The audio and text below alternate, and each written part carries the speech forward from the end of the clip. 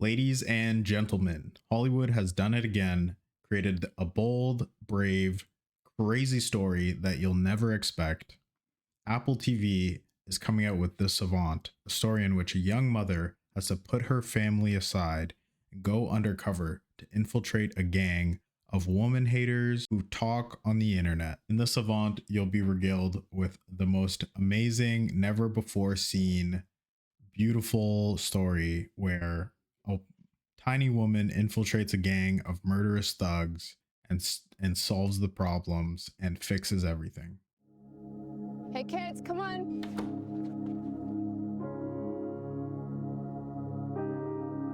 What's she looking at? She's working. She's working? I thought this was a no-work weekend, Mom. Why is she sitting in the back? Get up front.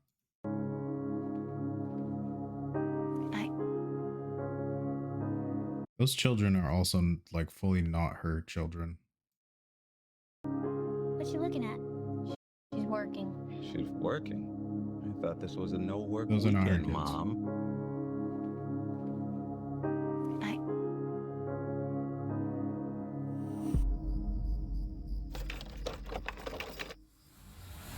Whoa, 3 monitors. It's gonna be a coordinated mass Whoa, attack. chat room. Locked and loaded. Been Discord. planted for months. AK-47.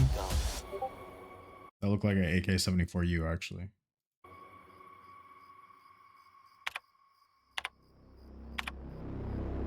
Whoa.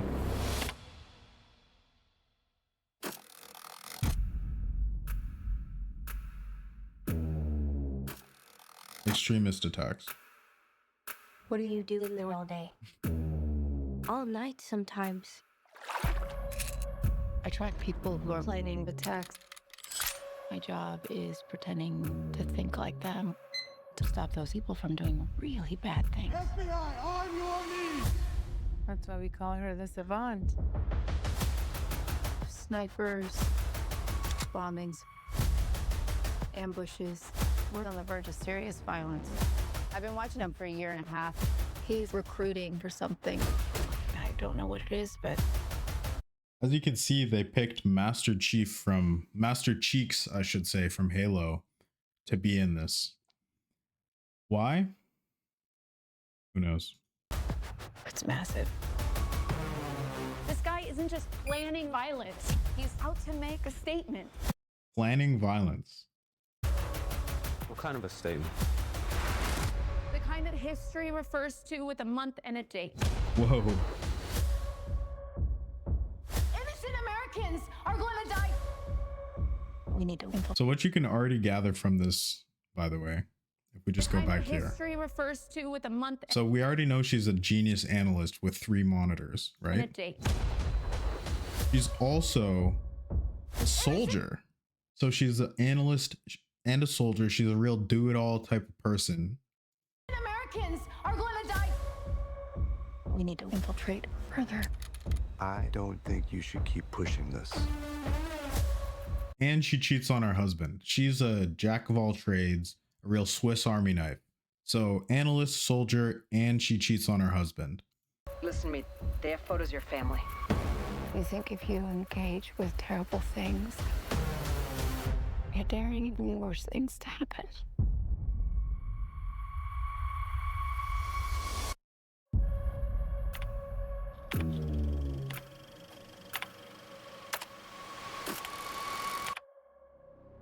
So what Apple TV has really cooked up for us here, is it possible to stop a mass shooting before it happens? So see, we're dealing with things like, okay, so let's dive into this. Michael Fenton was living in Decatur, Illinois, a shrinking manufacturing town, working as a part-time cook at a cheap takeout joint.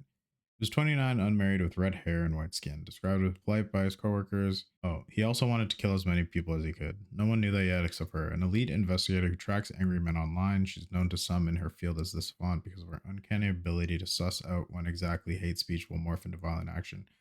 She came across Fenton's MySpace profile in 2007 and was disturbed by what she saw: videos of Islamic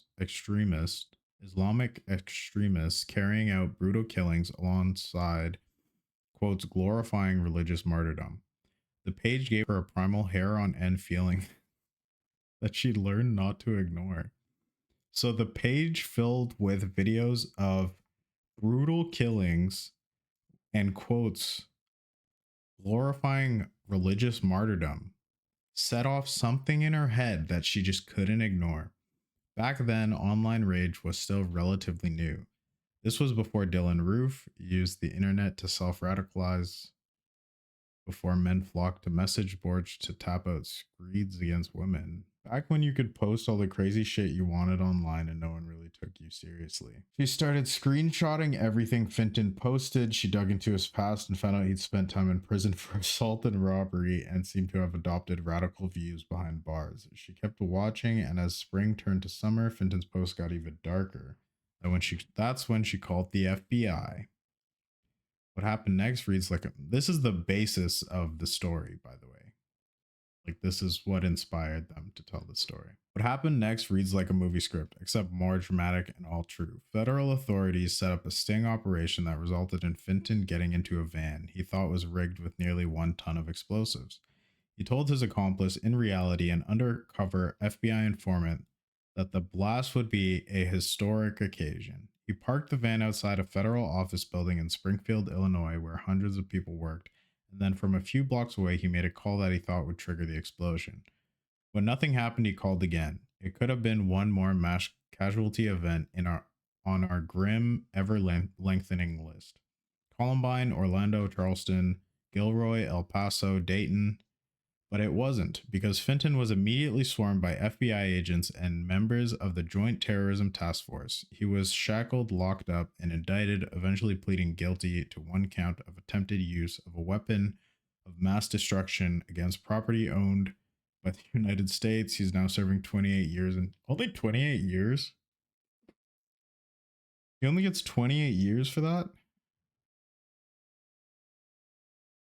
Is this real?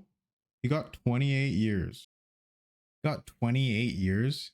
28 years seems like not very much for trying to kill, what, like as many people as possible with a bomb? But okay. Like, you likely would serve more time for stabbing a dude. This guy literally is like clinically insane and he gets 28 years. Okay.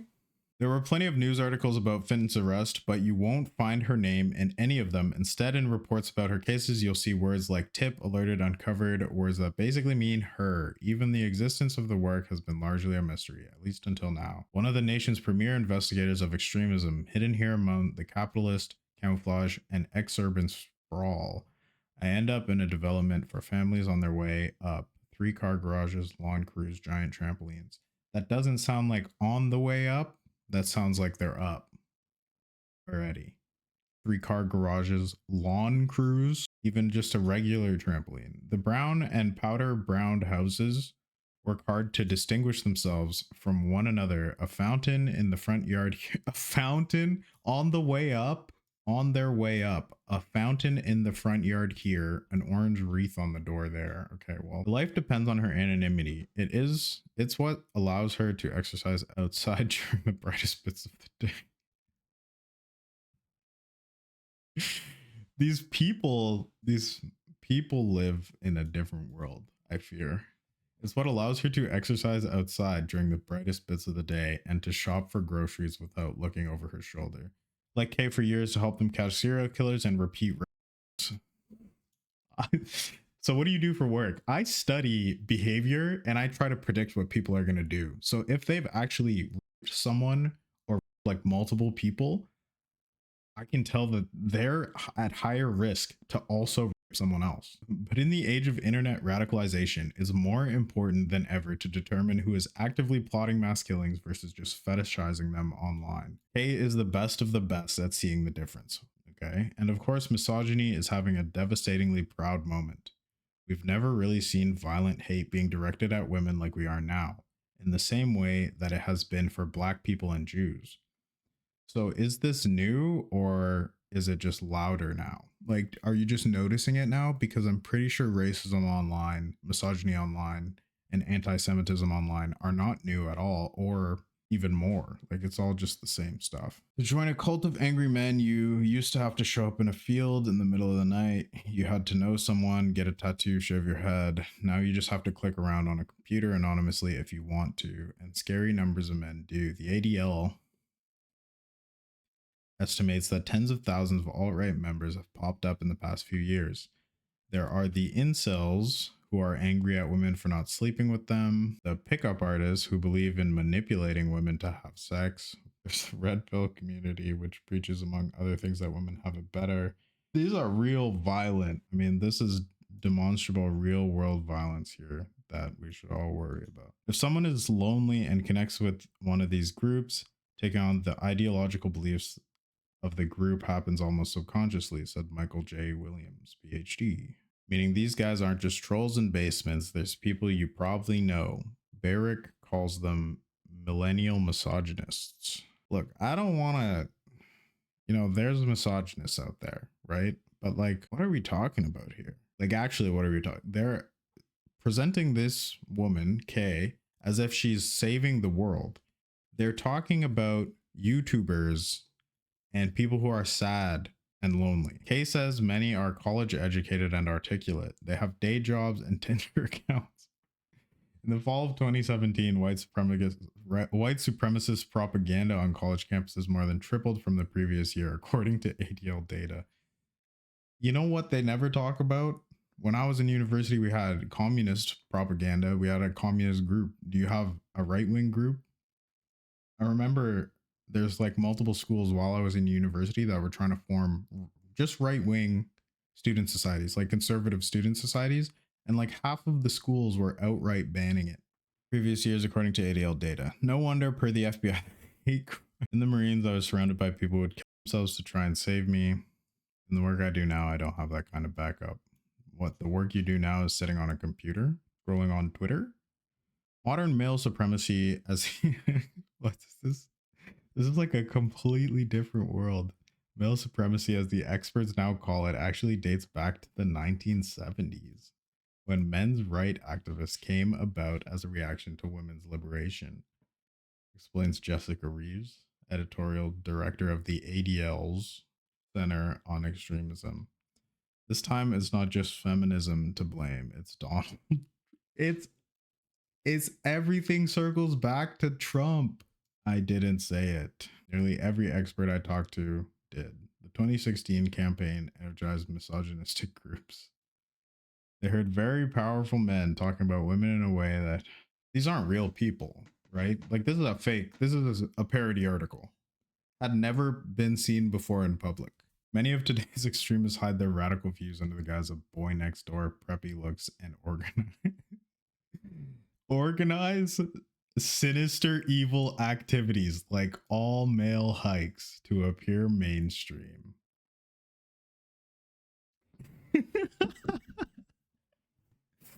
Boys, you heard it here first. We're not allowed to go hiking. They have a product they want to sell, and the product is hate. When you see a bunch of normal looking guys, you think, how bad could it be? But violent men don't have to look any different from kind men. Some of the ones K tracks post pictures with their kids and pets. Their calls for mass violence. On sites like Gab, Reddit, 4chan, 8chan, and VK, the new white supremacists and misogynists hatch conspiracy theories that take off on Twitter.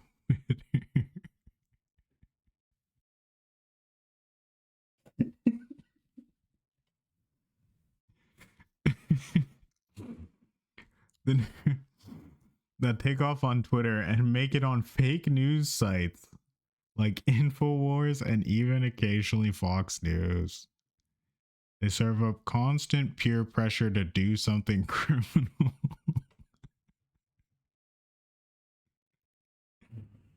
They turn hate speech into hate crimes. It was this kind of dangerous thinking that galvanized Elliot Rogers, 22, an incel who in 2014 killed 6 people and wounded 14 others in Isla Vista, California. Alec Manassian, 25, another self-described incel, drove a van into a sidewalk full of people in Toronto in 2018, killed 8 women and 2 men, injuring 16 others. Many of the other men behind large-scale recent murders have a history of violence towards women. For the International Center for Research on Women, the Parkland shooter was allegedly abusive to his ex-girlfriend. The Orlando nightclub shooter, the Texas church shooter, the California bar shooter, all reportedly violent towards women.